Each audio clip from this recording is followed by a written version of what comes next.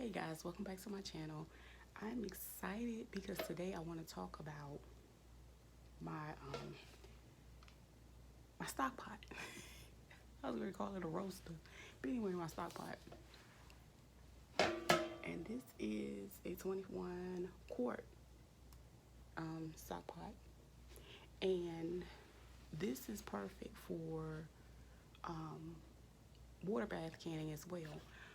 I got this one from Walmart, if I'm not mistaken, but I do have a link to one on Amazon to help you with that. It's up to you how you want to do it.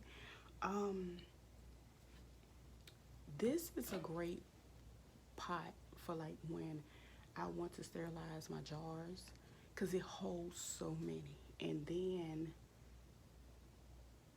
I also use it to do water bath canning. I've made peaches in here. I've made preserves. I've made canned me some pineapples. I think I did. I don't know if I use this one for my pears, but either way, it's great for processing high acid foods.